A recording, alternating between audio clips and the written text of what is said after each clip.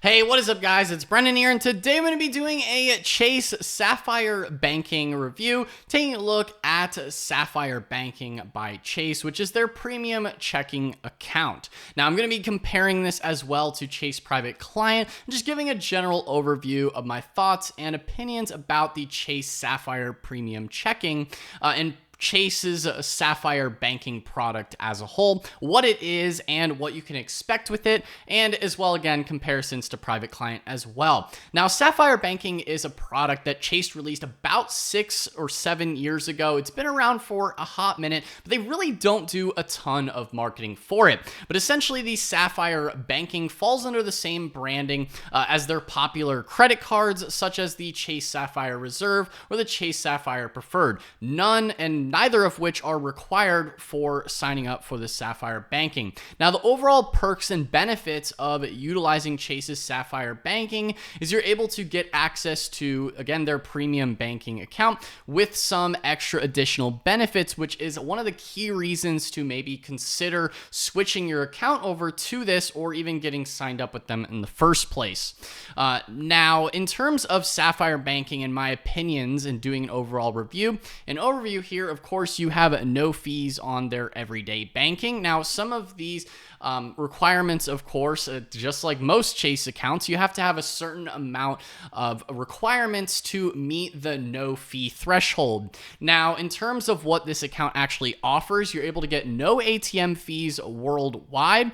This also includes no Chase foreign exchange rate adjustment fee, no wire transfer or stop payment fees. The no wire transfer, this is no Chase fee for incoming and outgoing wire transfers. This is something that Chase does typically charge for on a lot of their lower, or really just the far majority of Chase checking accounts. Anything below the Sapphire or Private Client levels, you're going to expect to be paying fees on, typically on some sort of ATM fees, especially if it's outside of the Chase ecosystem. Of course, you have free ATM use on Chase ATMs, but if you're using a non-Chase ATM, that does apply here for no ATM fees worldwide as well under this account, as well as, like I just mentioned, the no Chase fee for incoming and outgoing wire transfers. Now, for me personally, that's one of the main reasons to use the Sapphire Banking is for the no Chase fee for incoming and outgoing wire transfers, because Chase currently charges about $15 per each one of those, which can quickly add up, and it's just an unnecessary cost, especially if you can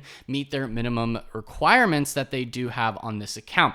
They do also have fewer overdraft fees, so no overdraft fees on up to 4 calendar days per year.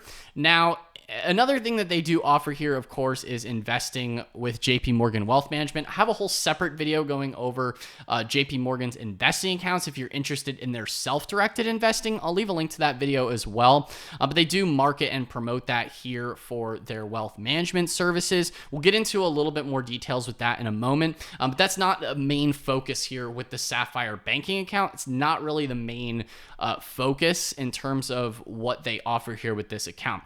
Now, in terms of the other perks, of course, they can get you some relationship rates on premier savings accounts. Honestly, nothing to write home about. Most of their savings accounts here at Chase are still at 0.01%. Most of you guys looking at these accounts probably aren't going to care too much about their premier savings accounts, things like that. It might be slightly higher, but ultimately, a lot of times it doesn't really hold a candle to most of those kind of high yield savings account offerings from other institutions. They do also have first banking with children. Of course, they pretty much offer that, honestly, I feel like on most Chase accounts. And certain deals and statement credits. Again, that's pretty much on most Chase accounts regardless. Now, in order to avoid the fee here, with Sapphire Banking, it's $0 monthly service fee with a balance of $75,000 on each statement period.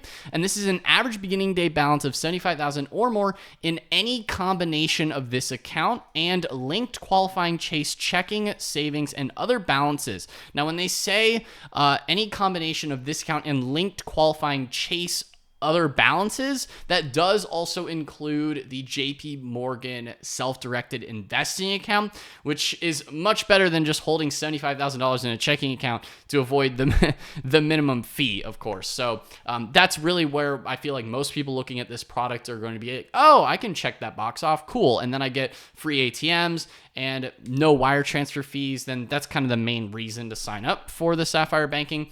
Otherwise, it would be a $25 a month service fee if the balance is under $75,000 on each statement period. And this is on an average rolling basis per statement period. So I know that balances sometimes fluctuate a little bit with different accounts. That's over that whole period. That it does need to be at least $75,000. But because you can link other Chase accounts, such as different checking accounts, maybe you have a business account as well, maybe you have multiple checking accounts, maybe you have a savings account, or again, like most people, is probably going to be holding, some sort of investment. If you have investments with JP Morgan's self-directed investing account with Chase, that does also qualify and count here, even on the self-directed, right? You don't need to be using any of their assets under management, fancy services. Even if you just go and buy ETFs or single stocks for yourself on their self-directed, it will still count towards the overall balance with Chase, which is a really good way to avoid the fees.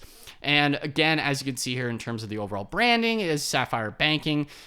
Debit is just sort of what it looks like. Again, similar branding here with the reserve and preferred. Neither, you don't need either of those to qualify for this account. You can just get the account without having to need either of those credit cards as well.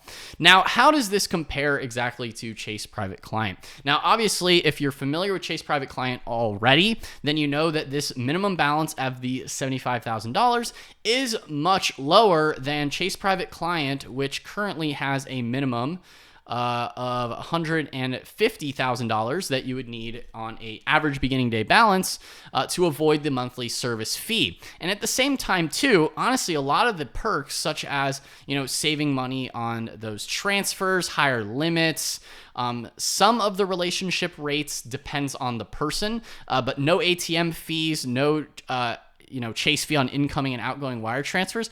A lot of those types of services here, the limits and the no fees, are kind of the same, honestly, as the Sapphire Banking account. So if you're either just shy or just short of that $150,000 average beginning day balance, then you could opt for the Sapphire Banking account, which can kind of tend to give you a lot of the similar or same exact benefits that if that's what you're looking for out of a more premium checking account from a company like Chase when you're comparing maybe the Chase Sapphire Banking to Chase Private Client. I get that they market Chase Private Client a lot more. They really, really promote that service because they tend to, people who sign up with Chase Private Client, they want to get them into their JP Morgan Private Client Advisors, which is something that you do get as a additional benefit if that's something you're interested in, where they can design a custom portfolio for you, things like that. That does also include an assets under management fee, which I know a lot of you guys probably want to avoid,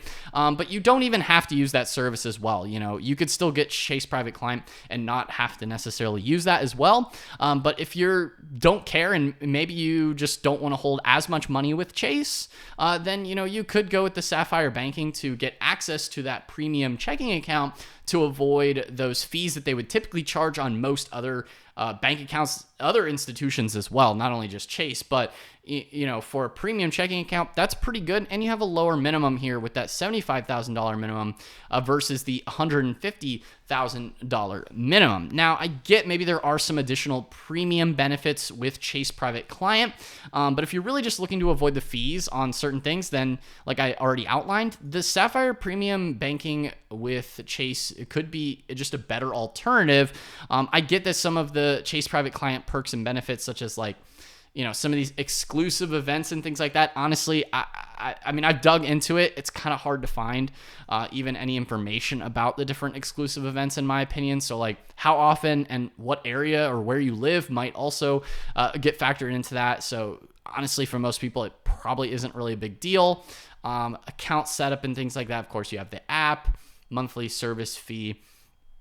And they do also offer an additional banker services with the private client compared to Sapphire Banking. If you do have more money that you want to keep with Chase, then maybe it might be worth it for you to get additional relationship management and things like that with private client.